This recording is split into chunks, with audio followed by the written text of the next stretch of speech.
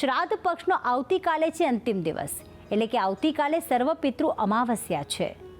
આ શ્રાદ્ધ પક્ષ દરમિયાન જો આપ આપના પિતૃઓને કાગવાસ નાખવાનું, ગાયને ભોજન કરાવવાનું કે પછી તેમની કૃપા મેળવવા માટે કરવામાં આવતા પ્રયત્નો કરવાનું ભૂલી ગયા છો તો આવતીકાલે અંતિમ દિવસે પણ આપ પામી શકો છો આપના પિતૃઓના અખૂટ આશીર્વાદ। આખરે કેવી રીતે, આવો જાણીએ આ ખાસ વાત ગુરુજી પ્રફુલભાઈ પંડ્યા પાસેથી। જજાગ્રતો દૂરમુદૈતિ દૈવં તદુસુપ્તસ્ય તથૈવૈતિ દુરંગમન જ્યોતિખાન જ્યોતિરે કંતન મે મનઃ શિવ સંકલ્પમસ્તુ। જય ભગવાન મિત્રો, હું છું પ્રફુલભાઈ પંડ્યા। ભક્તિ સંદેશ કાર્યક્રમની અંદર આપનું સ્વાગત છે। મિત્રો, આજે છે શનિવાર અને આવતીકાલે છે રવિવાર।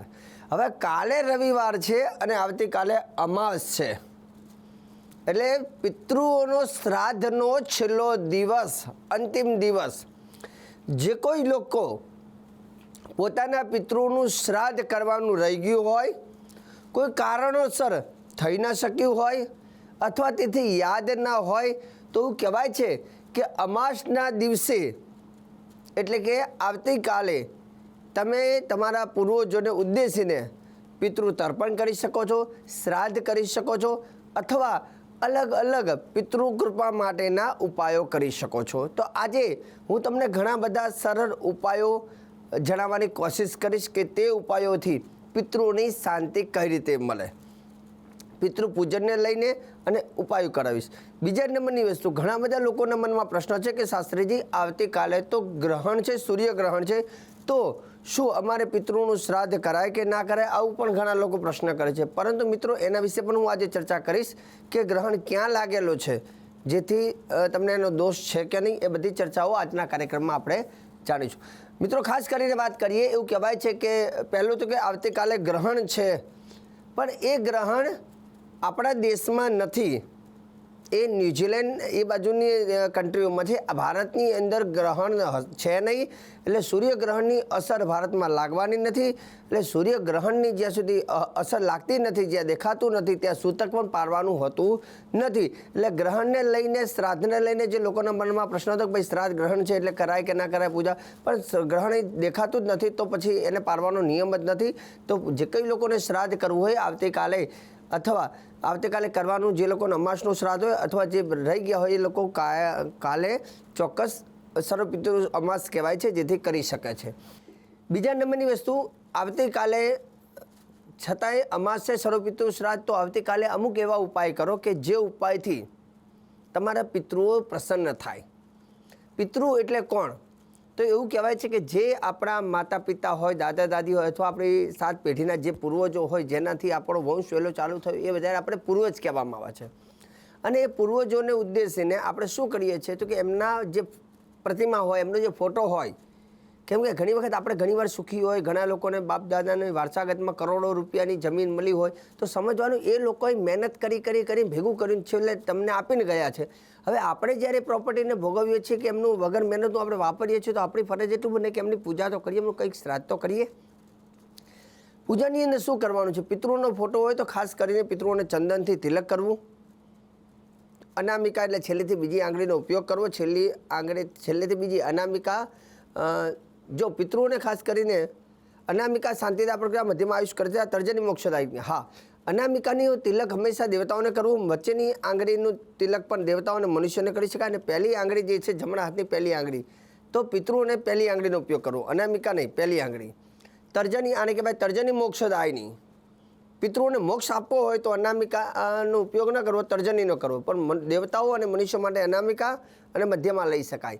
હવે આ પહેલી આંગળી જે છે અંગૂઠાની બાજુ, એ પિતૃઓને તિલક કરવાનું, જેમાં શક્ય હોય તો ચંદનનો ઉપયોગ કરવાનો। કંકુ નિષેધ છે, પિતૃઓને કંકુ ન લગાડવું જોઈએ, લાલ કલરના ફૂલ પિતૃઓને અર્પણ ન કરવા જોઈએ, ગુલાબના ફૂલ પિતૃઓને અર્પણ ન કરવા જોઈએ।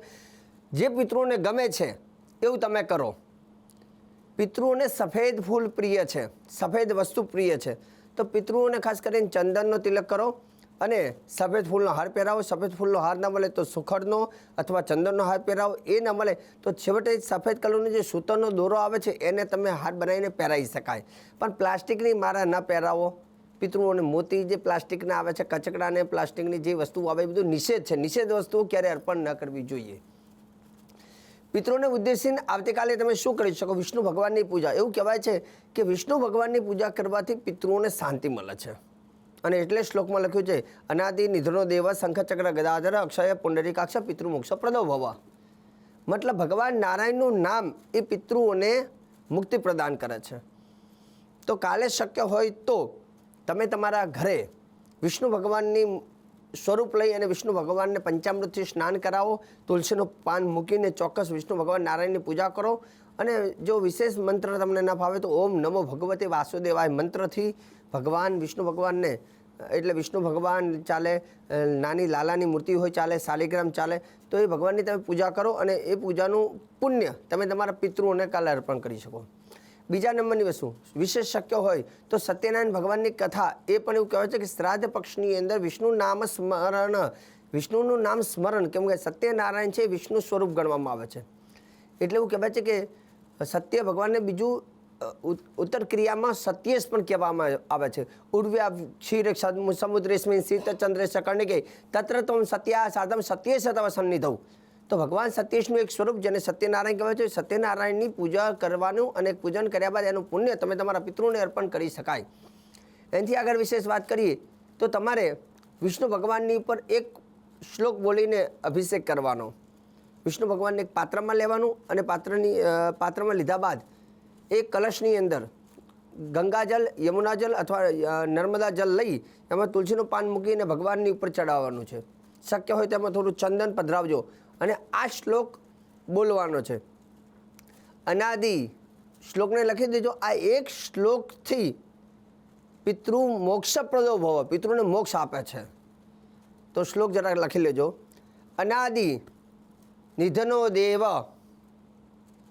શંખચક્ર ગદાધર અક્ષય પુંડરી કાક્ષ પિતૃમોક્ષ પ્રદો ભવ. તો આ એક શ્લોક બોલીને ભગવાનની પણ અર્પણ કરવાથી પિતૃ મોક્ષ થાય છે. ફરીથી લખી લો. અનાદિ નિધનો દેવ શંખચક્ર ગદાધર અક્ષય પુંડરી કાક્ષ પિતૃમોક્ષ પ્રદો ભવ. બીજા નંબરની વસ્તુ, પિતૃ પ્રસન્ન થાય તો, કેમ કે આટલું કરવાથી પિતૃ પ્રસન્ન થાય. પ્રસન્ન થાય તો શું થાય આપે?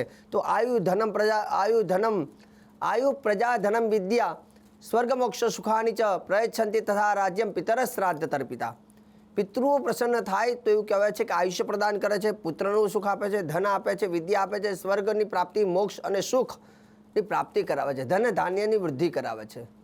શ્રાદ્ધ ન કરવાથી પિતૃઓ નારાજ થાય છે. કેમ કે ઘણી વખત મા બાપ બધું આપીને જાય, છોકરાઓ યાદ નથી કરતા, તેના પિતૃ નારાજ થાય. એ પિતૃ કંઈ કરી ના શકે, પણ રડે એટલે એમની આંખમાંથી આંસુ પડે. એ આંસુ પિતૃ દોષ બને છે. અને જ્યાં પિતૃ નારાજ એટલે સમજવાનું તે ઘરમાં દેવતાઓ પણ નારાજ હોય છે. કપિલ મુનિએ પણ ભગવાનનું શ્રાદ્ધ કર્યું હતું. રામજીએ પણ ભગવાનનું પોતાના પિતૃઓનું શ્રાદ્ધ કર્યું હતું. કપિલ મુનિએ માતાનું શ્રાદ્ધ કર્યું હતું.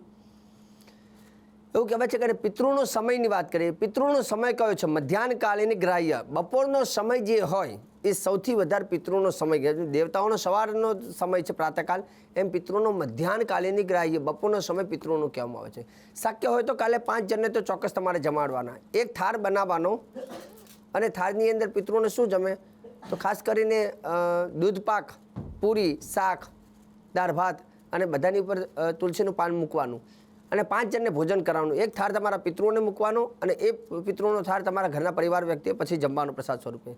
પછી ગોબલી એટલે ગાયને ખવડાવવાનું. પછી શ્વાન બલિ એટલે કૂતરાને ખવડાવવાનું. કાગ બલિ એટલે કાગડાને ખવડાવવાનું. પછી પીપલિકા બલિ એટલે કીડીઓને ખવડાવવાનું. અને એક દેવતા બલિ એટલે કે પિતૃઓને અથવા દેવતાઓ વચ્ચે એક થાળ મૂકવાનો, એટલે એને પંચબલિ કહેવામાં આવે છે. શક્ય હોય તો ટાઈમ મળે ત્યારે હંમેશા આ 7 નદી તીર્થક્ષેત્રમાં જઈને પિતૃઓનું પૂજન અથવા શ્રાદ્ધ કરવાથી વધારે લાભ થાય છે. કઈ તો કે અયોધ્યા, મથુરા, માયા એટલે હરિદ્વાર, પછી કાશી, કાંચી, અવંતિકા એટલે હરિદ્વાર, પુરી અને દ્વારકા. આ 7 નગરી મોક્ષદાયિકા કહેવામાં આવે છે. પિતૃઓને ખાસ કરીને જેમ આપણે કહીએ ને કે ભાઈ નારંબલી કેમ કરવામાં આવે છે, કોઈ પણ વ્યક્તિનું મરણ થાય ને તો મરણથી એ વ્યક્તિ પહેલાં શું થાય, મૃત્યુ થાય એટલે પ્રેત બને અને પ્રેતમાંથી મુક્તિ કરવા માટે આપણે શું કરીએ? 10મું 11મું 12મું 13મું કરવામાં આવે એની પાછળ, અને 3 વર્ષ વીત્યા પછી નારંબલી થાય. પણ નારંબલી એ પિતૃઓમાંથી મોક્ષ આપવાની વાત છે. પહેલાં પ્રેતમાંથી પિતૃ બને છે. પ્રેત એટલે જેને ભૂત કહીએ. તો અસ્ય પ્રેતસ્ય મોક્ષાર્થમ, શબ્દ પ્રેત શબ્દ વાપરો. અસ્ય પ્રેતસ્ય મોક્ષાર્થમ. જ્યારે કોઈ વ્યક્તિનું મૃત્યુ થાય એટલે પ્રેત બને, એની પાસે 10મું 11મું 12મું 13મું થાય એટલે પ્રેતમાંથી પિતૃ થાય. અને પિતૃ બન્યા પછી એવું કહેવાય છે કે એના 3 વર્ષ પૂરા થયા પછી નારંબલી કરો છો એટલે એને મોક્ષ મળે છે. અને મોક્ષ મળે એટલે સમજવાનું તે જીવને બીજી કોઈ જગ્યા ઉપર જન્મ થઈ જાય. એટલે નારંબલી પછી ઘણા લોકો એ કાગવાસ કરવાનું, શ્રાદ્ધ કરવાનું બંધ કરતા હોય છે. એ શાસ્ત્ર પ્રમાણે ઠીક છે, ત્યારે તમે ફરજ પૂરી થઈ ગઈ છે, તમે ન કરો ચાલે, અને કરો તો એમાં કોઈ દોષ છે નહીં. પણ નારંબલી તો મેક્સિમમ કોઈ જીવાત્માની પાછળ થાય તો જ એ જીવને મોક્ષ મળે છે. 64 પ્રકારના દુર્મરણ છે, અને 64 પ્રકારના દુર્મરણમાંથી મુક્તિ, 64 પ્રકારના દુર્મરણ એટલે અપમૃત્યુ. કોઈ દાઝીને મરી જાય, કોઈ એક્સિડન્ટ, દુર્ઘટના, મતલબ રીબાઈને જીવ મરે છે ને એને પ્રેત, એ પ્રેતમાં જાય છે. અને એની પાછળ બધી 10મું 11મું 12મું ક્રિયા થાય. પછી 3જા વર્ષે એને ભેરવવામાં આવે. ભેરવ્યા બાદ પછી એક વખત એની નારંબલી થાય એટલે પછી એની મોક્ષ થાય છે. આ રીતનું શાસ્ત્રમાં પ્રમાણ છે. જેમ 10મા ધોરણમાં બોર્ડની પરીક્ષા આપવી હોય તો 9મું પાસ કરવું પડે, 8મું ધોરણ પાસ કરવું પડે, પછી બોર્ડ આવે.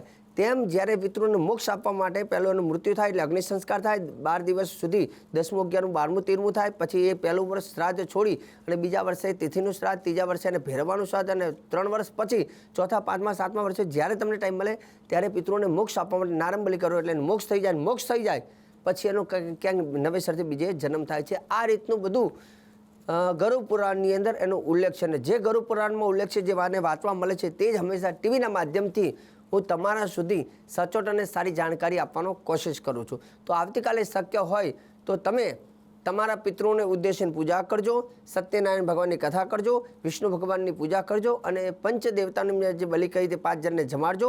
અને જ્યારે ટાઈમ મળે ત્યારે પિતૃઓને ઉદ્દેશીને નારંબલી કરી અને પિતૃઓના આશીર્વાદ લેજો. તો દર્શક મિત્રો, આજે મેં તમને સરસ મજાની જાણકારી આપી છે. અને આગળ હવે નવરાત્રિની શરૂઆત થવાની છે, તો નવરાત્રિને લઈને પણ મારે ઘણી બધી તમને જાણકારી આપવાની છે.